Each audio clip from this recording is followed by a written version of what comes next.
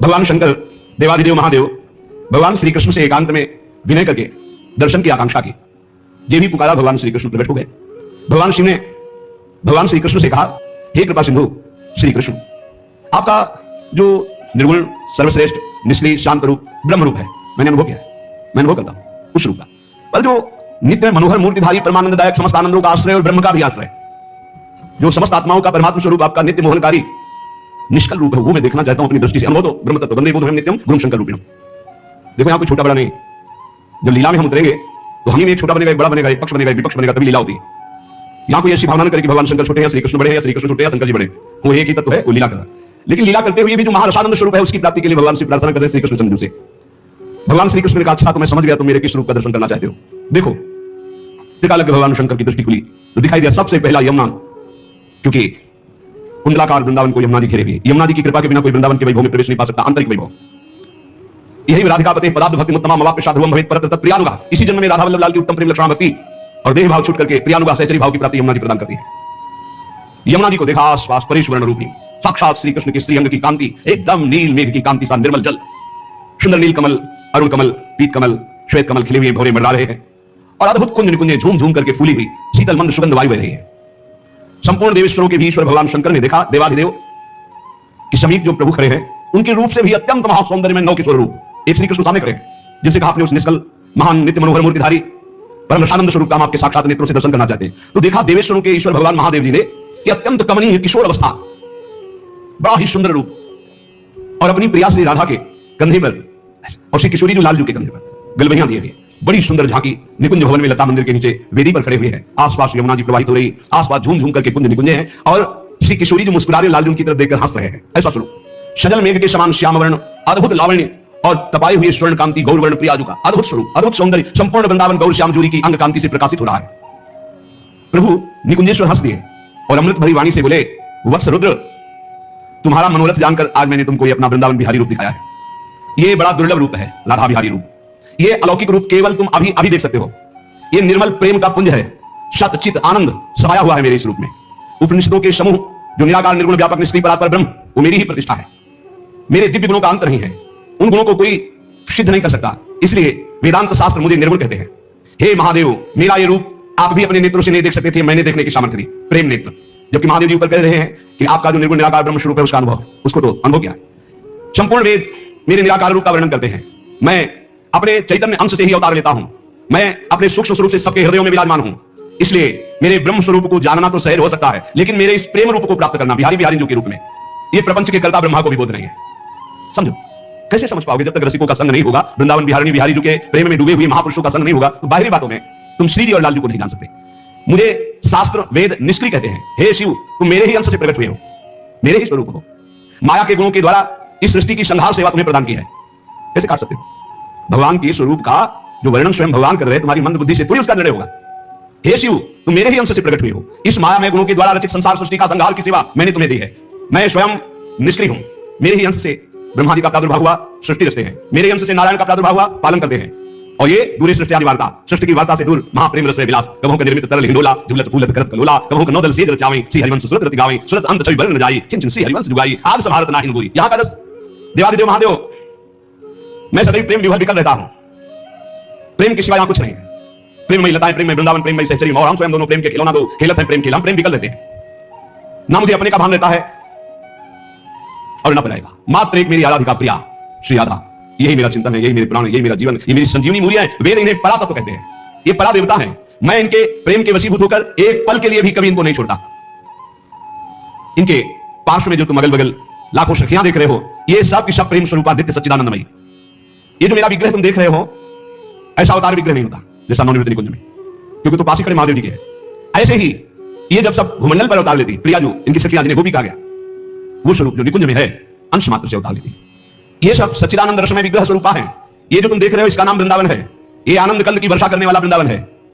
इस वृंदावन में एक बार जो प्रवेश करके वास करता है, उसको मेरे पास ही आना होता है, वो कभी दोबारा संसार में जन्म नहीं लेता। जानते नहीं हो, हम वृंदावन वासी है। यहां कण कण में प्रयाग और काशी दुनिया के तीर्थ यहां लौट रहे। मैं और मेरी प्रिया ना कभी बाहर से कहीं आए हैं वृंदावन में, ना वृंदावन से कहीं बाहर जाते हैं। अनादिकाल से अनंत काल तक इसी वृंदावन में विहार करते हैं। रुद्र, तुम्हारे मन में जो देखने की इच्छा थी मैंने दिखा दिया। बोलो इस समय तुम क्या मुझसे चाहते हो?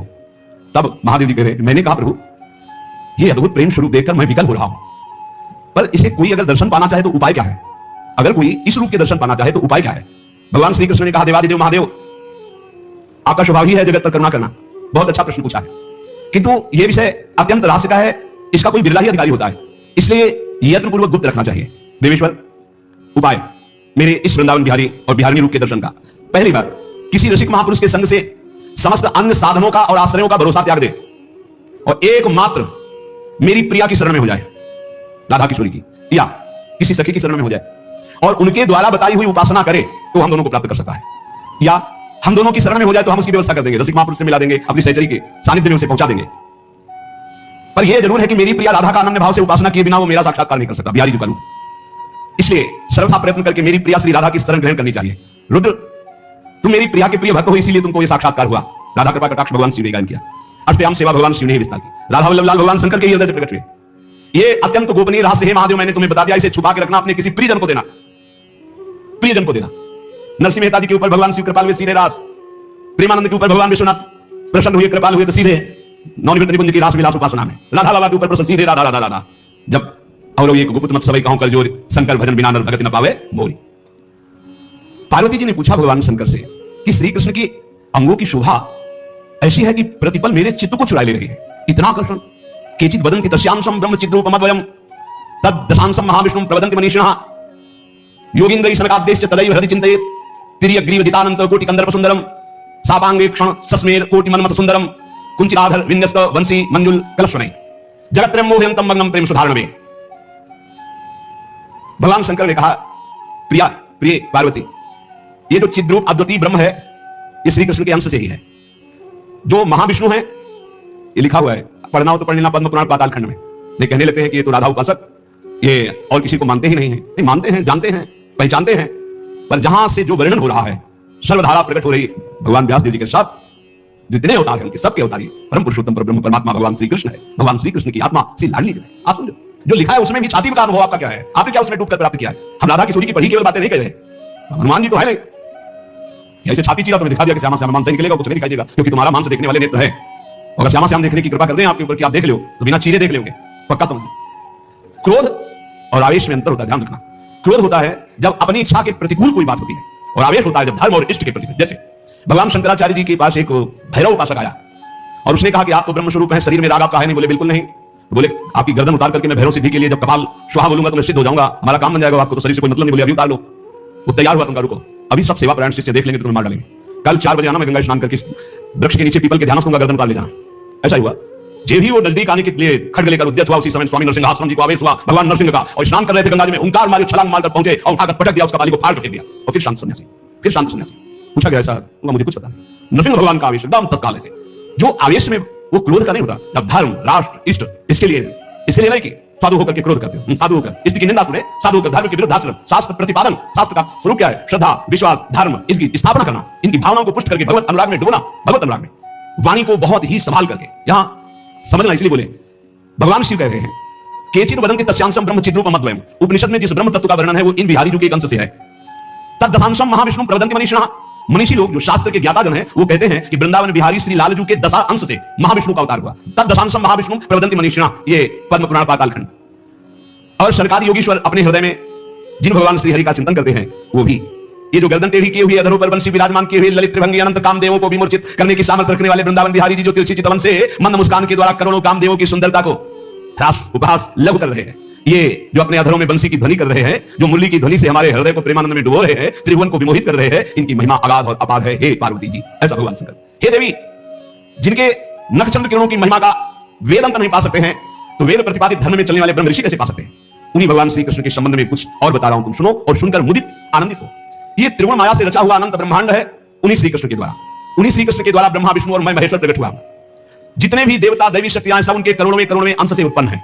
सृष्टि स्थिति और संहार की शक्ति युक्त से ब्रह्मादि देवता ये सब उन्हीं महान बिहारी रूप के वैभव हैं, प्रभु के वैभव है श्री कृष्ण की। श्री कृष्ण रूप का जो करुणा अंश है, उसका जो करुणा अंश है, उससे कामदेव उत्पन्न हुआ जो पूरी सृष्टि को नचा दे रहा है। सोचो, श्री कृष्ण के करोड़वें अंश के एक अंश के करोड़वें अंश से कामदेव प्रकट होकर पूरी सृष्टि को नचा दे रहा है। वो श्री कृष्ण कितने सुंदर हैं। वो ब्रह्मांड में स्थित होते हुए किसको नहीं मोहित कर सकते?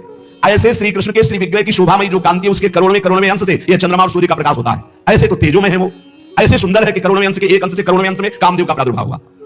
श्री कृष्ण के प्रकाश के करोड़वें अंश से एक सूर्य, ऐसे परमानंद में रसामृत परिपूर्ण श्री वृंदावन बिहारी की महिमा का कौन पार पा सकता है। हे देवी, परमानंद, परम चैतन्यता, विश्व ज्योति, ब्रह्मबोध, सब इन्हीं से प्राप्त होता है, इन्हीं से प्राप्त होता है। इनके श्री चरण कमल युगल नख रूपी चंद्रकांति मणि से निकलने वाली जो प्रभा उसी तेज ज्योति में पूर्ण ब्रह्म में लीन बताया गया है। और ऐसे विश्व को मोहित करने वाले मदन मोहन, जिनके करोड़वें अंश में सब सूर्य चंद्र काम आदि देवी शक्तियां, इनको श्री राधा जी अपने अधीन किए हैं, इसलिए इनकी प्राण वल्लभा है। यही श्री कृष्ण में शक्ति संचार करके आद्या शक्ति मूल प्रकृति होकर अनंत ब्रह्मांडों का क्षण मात्र में सृजन कर देती है। देवी जैसे उनके अंश से मैं हूं, ऐसे श्री राधा के करोड़वें अंश से आप सब शक्तियों का, देवियों का प्रादुर्भाव हुआ। इसलिए सर्वोपरि राधा पद रज स्पर्श महादेवी, सर्वोपरि राधा पद रज स्पर्श, ऐसे स्पर्श से ऐसे महामाधुर्य चंद्र श्री कृष्ण का रसास्वादन होता है।